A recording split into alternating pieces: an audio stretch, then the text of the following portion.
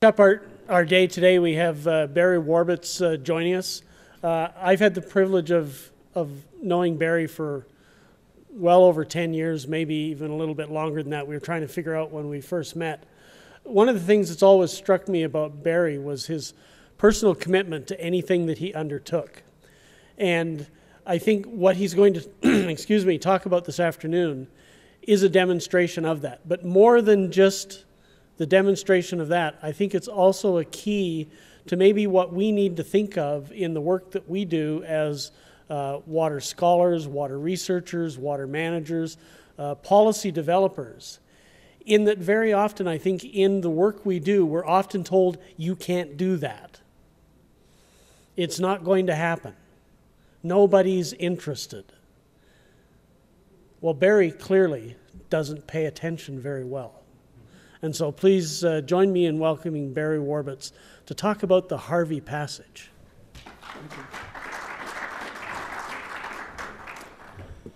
Thanks and hello online. I've got probably the worst position in a conference, the last one of the day, so I was trying to speed it up beforehand. But I promise I've got probably 20, 30 minutes of slides, and then if there is questions, I can take them or we can go outside.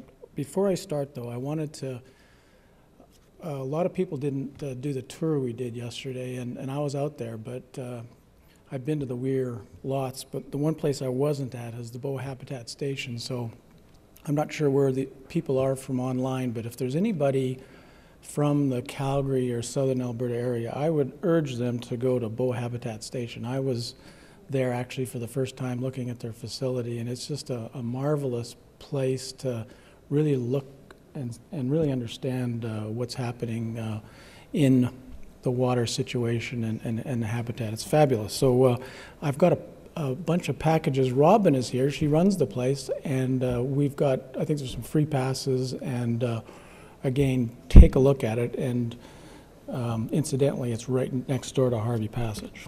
So quickly, what I wanted to do is tell a little story about the Bow River, but more importantly, to really celebrate big ideas and voluntarism in this province, and particularly Alberta. So this is a book that came out last year, and it just fascinated me, and if you have an interest in the Bow River, you should pick it up. But the Bow is both a local and a world river. It's a fascinating place, and about 13,000 years ago, the Bow River kind of emerged from the ice. We know that about 11,000 years, Clovis people camped along the shores. David Thompson camped on the Bow with a group of Pakani in the winter of 1787. And in the summer of 1953, the Bow was featured in a movie, The River of No Return, with Marilyn Monroe and Robert Mitchum. In the late 70s, the Bow was our backyard. It was kind of a gritty industrial area. I was born in Alberta, but I moved to Calgary in 1975, and I'm a runner, and I just remember you couldn't run along the river because the pathway wasn't there, or bits of it weren't there, but more importantly, there was 45-gallon drums and carcasses of cars just in the river, and that was 1975, and today, the Bow is turned into our front yard, and actually it's our crown jewel. I don't know if people know this, but the pathway system that we've got in this city is probably, if not the best, amongst the best in the world. And the Harvey family, which Harvey Passage is named for, is responsible for that pathway system and starting it. I mean, Princess Island, Bow Habitat Station, Inglewood, the zoo. We have just an incredible constellation of unbelievable facilities in and around the Bow River. So I'm here today to say how proud I am to be a kind of a small part of our journey to really do more around our stewardship and protection of Alberta's legendary Bow River. So I wouldn't be telling this story if it wasn't on Harvey Passage. It wasn't for a good buddy of mine right there in the picture, Howard Heffler. This was his idea. I'm not quite sure when he came up with it, but he's the architect, and it was his idea. And I guess the point here is just amazing, the power of a good idea and a few committed people. And, you know, I had the honor of kind of living through this project and to see volunteerism happen. And again, this was a picture that we sort of drew, or had an artist render of what it could look like. So if you got a picture of what you want to do, it's also a pretty powerful tool. So we had this, we were equipped with that, and again, I don't have a pointer, I'm not sure how to use it, but well, that circle that just came on there, Bow Habitat Station, that's really where the weir is. It's about 3 kilometers from here along the river, along the Deerfoot Trail. Oh, right there? Okay. So there's the weir right there. So that's the location. And how does this work here? This whole weir thing started in the early 1900s. In 1908, the CPR started it. It was with a wooden structure. In 1912, a concrete structure was erected with a sluiceway, and this has a huge benefit. I don't know if you saw Roger's slide early on, but there's the Western Irrigation District, which I think might be the second largest irrigation district. That it does have a huge benefit into southern Alberta. This weir. It was rebuilt to what you see on the kind of the right-hand side there in 1975. Alberta Environment owns this structure, and that weir was kind of a barrier to passage for people and boats for 100 kilometers from the Carsland Weir to the Bearspaw Dam. So it was a pretty significant barrier in the middle of our city. So we had kind of a vision, and you know, idea is one thing, but sort of putting an organization and making it work is another.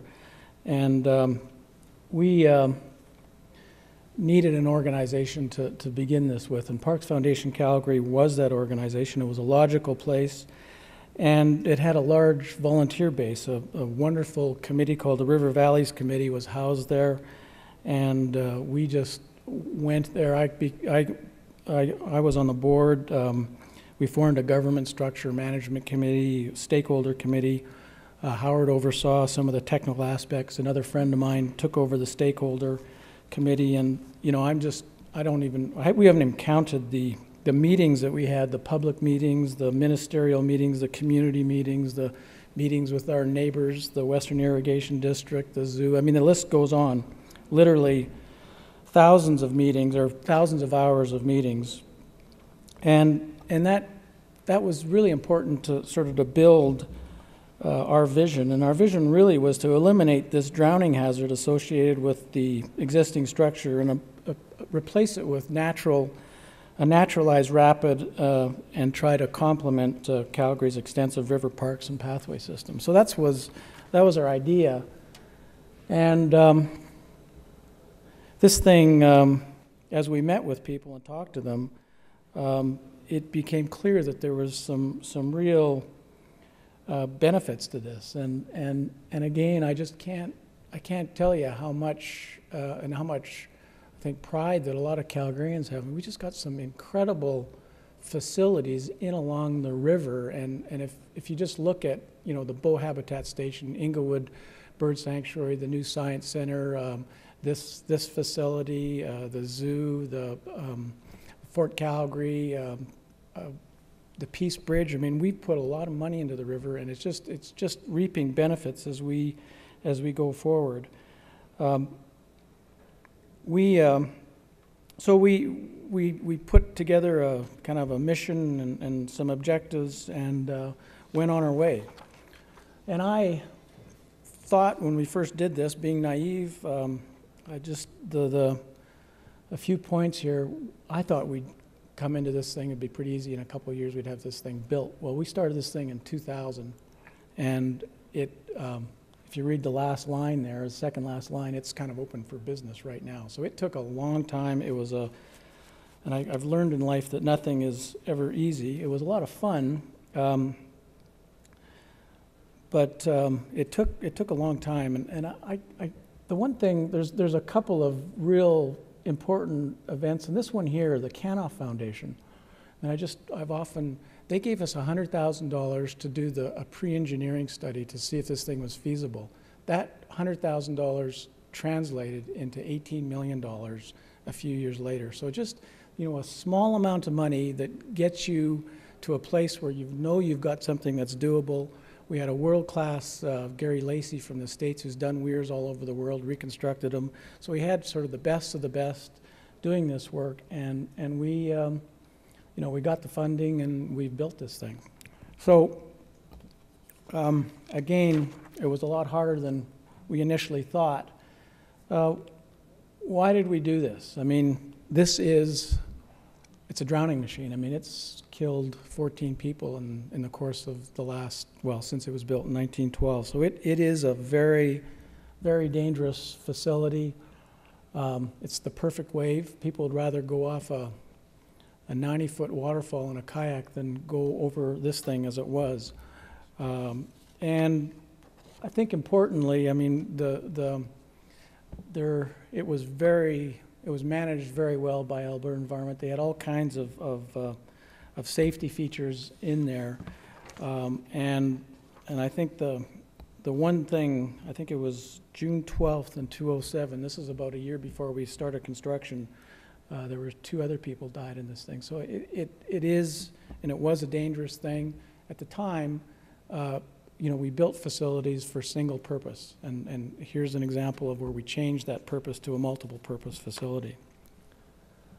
So I would be remiss to not talk about how this thing started, and I think a lot of people here know one of our ministers of environment, Lauren Taylor. He's become a friend of mine, but I just remember going to him in, I think, 2001.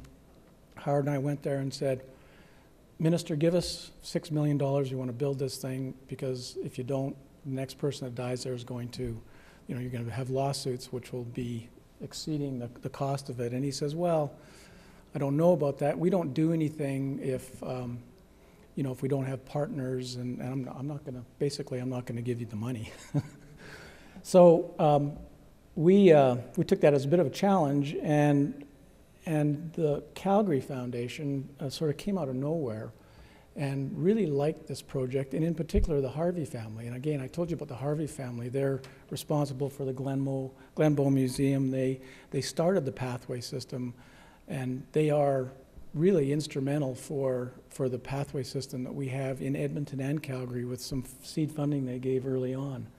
So the Harveys have their money with the Calgary Foundation, and they gave us the initial funding, and it was an interesting process. But from that money, or from that funding, we went to the mayor, and it didn't take too long, but the mayor clearly saw the benefit of this, and we got funding from the City of Calgary. So we had a lot of fun going back to Lauren Taylor to get the rest of the money. So I can tell you that this thing was fully funded, and it wasn't taxpayer dollars, by the way. We used the lottery funds, so we got the money for this thing. And there's just so many people that were involved in this. I mean, the city fire department, the Red Cross, Inglewood. I mean, the list goes on and on and on in terms of the people we talked to. So, a good idea. This is another kind of painting that we had about getting the dollars. So dollars started coming. We thought at the beginning, with some very preliminary engineering work, that this thing was going to cost about $6.5 million. So we got that, and then the boom hit. This is 203, 204. So not only the boom hit, but this thing is going to cost a lot more. So we knew it was going to be more. We knew it was going to double. So we were up to $12 million, and then when the final engineering budget came in, that cost went up to $18 million. So I just, you can imagine starting a project and going, oh my God, this thing has tripled in price. Is it worth this amount of money? So we actually question ourselves, and you know, I can tell you, sort of put my hand in my heart and tell you today that this is cheap. And I talked to Alberta Infrastructure, built this thing, and you know, Al Nielsen was the project manager, and his conclusion after he's built this thing, it was one of the most exciting projects he's ever done. A, and B, he thought this was one of the most economical projects he's ever done. I mean, so, you know, we're building $60 million overpasses when 2 or 3 people die. So again, very, from a sort of taxpayers' point, it didn't really cost any money for taxpayers, but again, it was in the public interest. And one of the things, it was expensive, but I remember sort of being troubled, and I met with sort of a Calgary, I think one of Calgary's favorite people, Jim Gray, and I said, Jim, this thing is costing a lot more money than we thought. And one of the things he said to me, he said,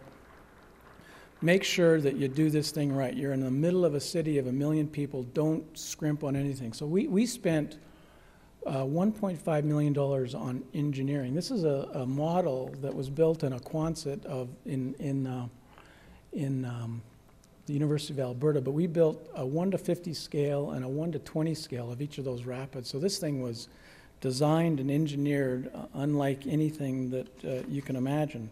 So, you can imagine the sigh of relief on April 2008 when we started building this thing. It was nice to get that first shovel in there, and this thing is, I mean, I think every rock was placed there. I mean, the rocks, as you can see, they're not jagged. If anybody falls anywhere at any water level, they're going to slide through and they're going to be put in a safe place. So building in a river is pretty difficult stuff, and basically we worked in river on the sort of the north side of the river 1 year, and in the south side the next year, and then we had to clean things up. So it was a 3-year construction period. A massive, massive project, and basically the weir's there, and what you do is you build all of these rapids downstream of it to raise the level, so that instead of going down 8 or 9 feet at the weir, we notch the weir in several locations, and you just kind of, you drop off that weir. It's a gentle drop, and then you get into these rapids.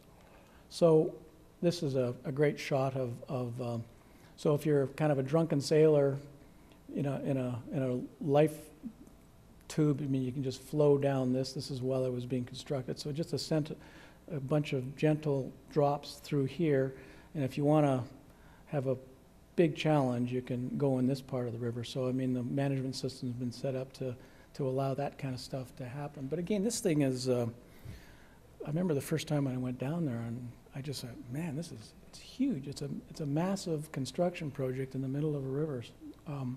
Very impressive, and the work that was done was well, unbelievable. It was essentially finished last year, and we had some professionals on kayaks on apparently one of these waves could be one of the best freestanding surf waves in the world. So we've got surfers, and we had rafters and kayakers on that thing testing it. And this thing is going to open officially on August 1st. We were there yesterday, and I think there's probably a dozen rafts, kayaks. There's all kinds of people on it. It's going to be used, and it's kind of a neat opportunity to. This was probably one of the most dangerous industrial sites in the city. So we've turned it into a park. I mean, that's a really an incredible and rare opportunity to be involved with. Now, there's still a bit more work to do. I'm almost through the slides here. About 1% of any large capital project goes towards public art. So we've got a woman out of the States who's designed a park, which is going to be right near the Bow Habitat Station, just on a promontory there, where they're spending about $2 million to design a park which will sort of illustrate the prairies, the foothills, and the mountains, and the water, and its importance to Alberta. And that's going to be kind of where you're going to be attracted to when you go to this facility. So again, that's they've done I think they're 100% completed on the design, and they start working on that this summer. And interestingly enough, this thing is, the story continues. We've won 2 awards. The Consulting Engineers of Alberta honored the Weir with 2 awards. I got one for community development and one for water resources and energy production this year. So it's a good story. And I just really like to, I mean, I just think that this thing kind of reflects, and I can see some people here that were part of that. There's, thousands of hours of volunteer effort and many volunteers that helped us over 12 years. And, we've turned, again, a drowning machine into a park. And clearly the Bow is no longer Calgary's backyard. This is yet another project where we've transformed one of our greatest natural assets, and it just goes to show what you can do. And this is great for the city and great for the Bow River. Thanks.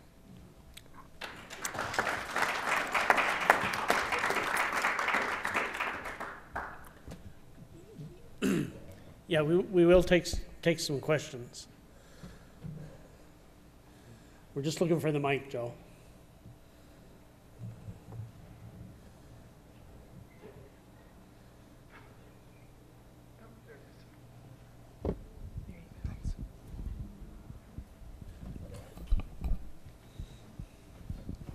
Well, this is amazing development. I've been kind of watching this with bated breath every time I come to town over the last few years and waiting to see how it was going to turn out.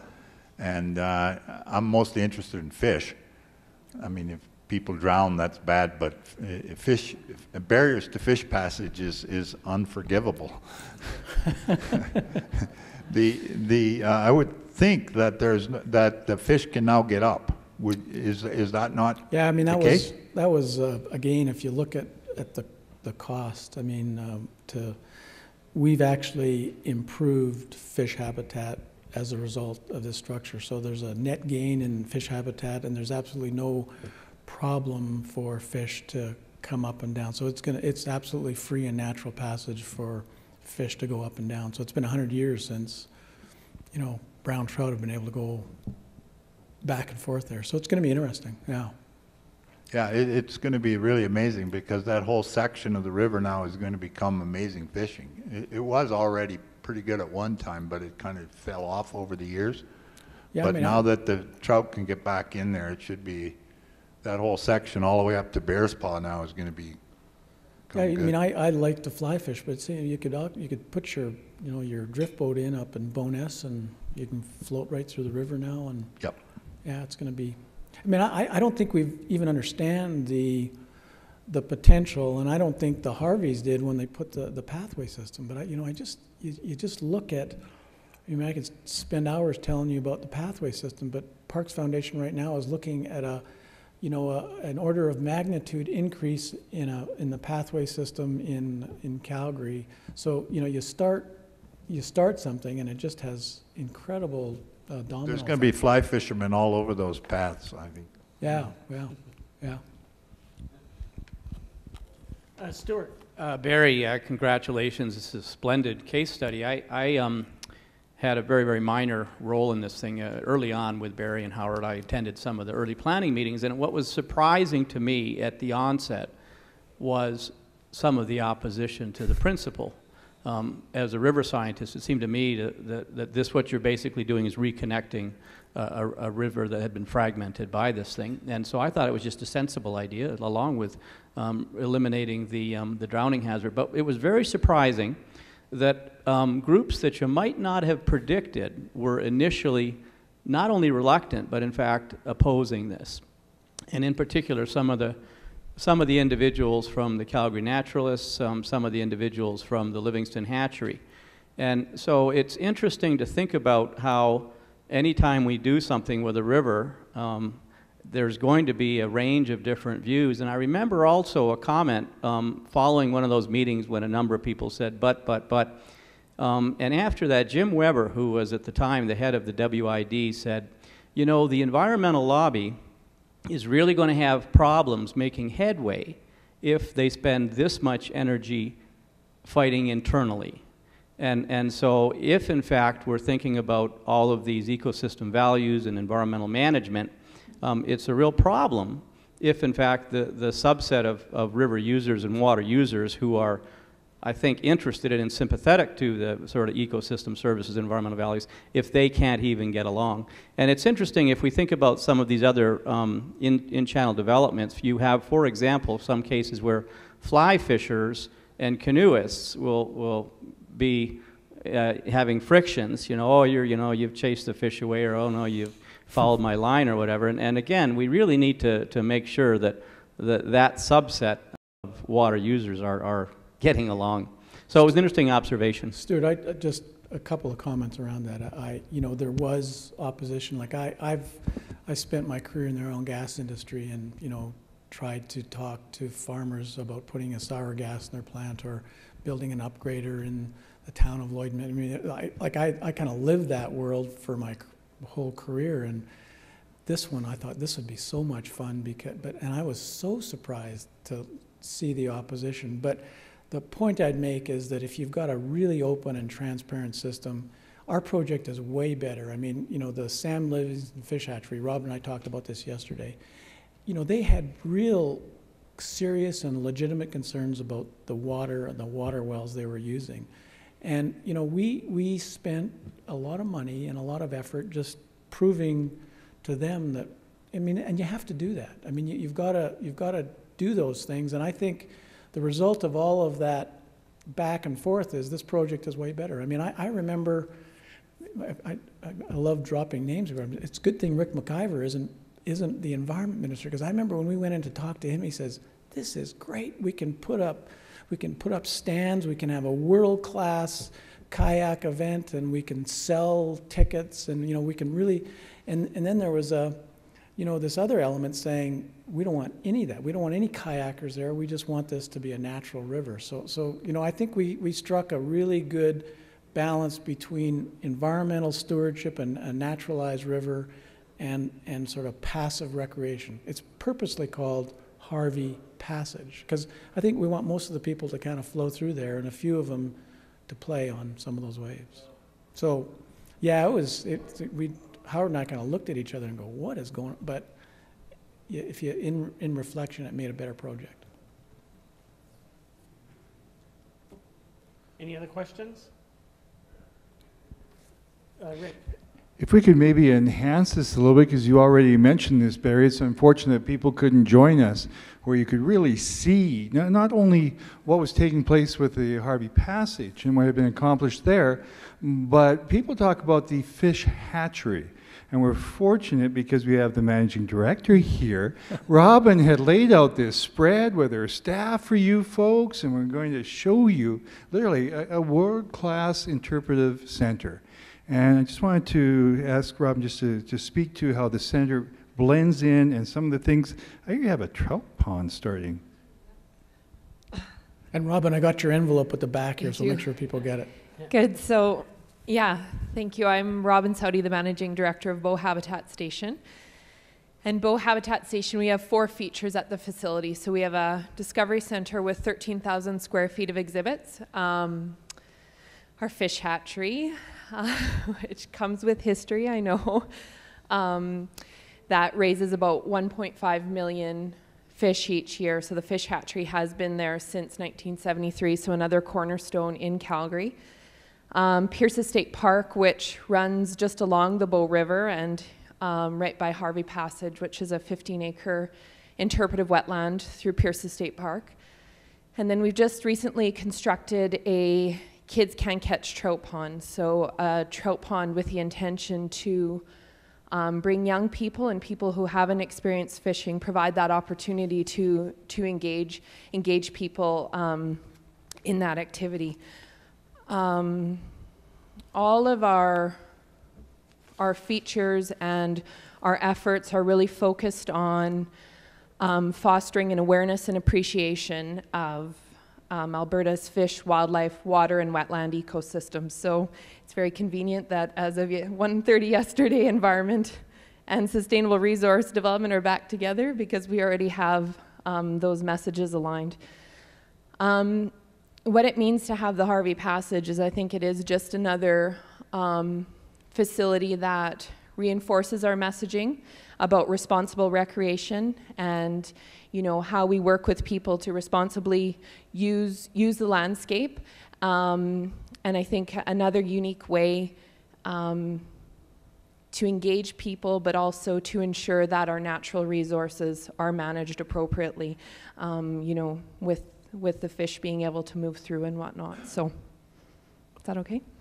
And yes, as Barry said, I have my card here, so if you are interested to come see the facility, if you weren't able to attend to yesterday, I will be more than happy to give you a tour and let you know all the great things that we are doing at Bow Habitat Station. So And thanks. as you leave, there's going to be an envelope and some stuff here from the Bow Habitat Station.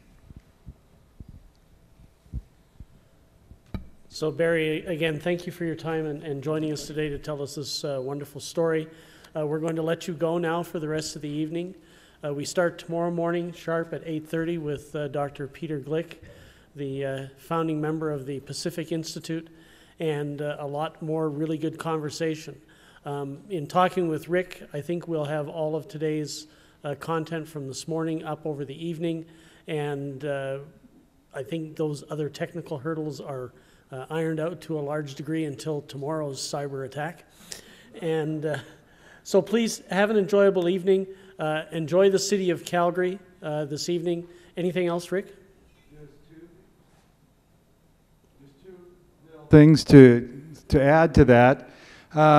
Since we managed to have the Harvey Passage folks here and talk about what's happening at the Bow Habitat, we thought, geez, it would be nice to have the new boss of Robbins drop in, who will be here tomorrow and spend the day with us. Now, apparently she doesn't want to say anything, but we actually have a spot that we're going to try and encourage her by the end of the day to maybe respond to some of the things that she hears and to share some greetings from the government. So that was an unexpected pleasure. The other one, the next day, some people will also know this gentleman, the Honorable Michael Miltenberger, will be joining us. He is the Minister of Environment for NWT and former Deputy Premier. So we have some guests, and because this leads up to my last thank you, because I don't know if they can continue to join us. But on behalf of WW7B, we had two stellar scholars that went down east to try and shed some light with some deputy ministers. And thank you very much to Stu and to Joe. They did incredible presentations. We actually had 5 that expressed a lot of interest. And here's where my naivety comes in, if I can share this one. I didn't realize that Wild Rose and our federal PCs had any affiliation until one says, well, what about Alliance? Oh, so sorry. We don't have any senior cabinet people from the federal level, but we do have some provincial representatives joining us. Thank you for all, and thank you for your patience today.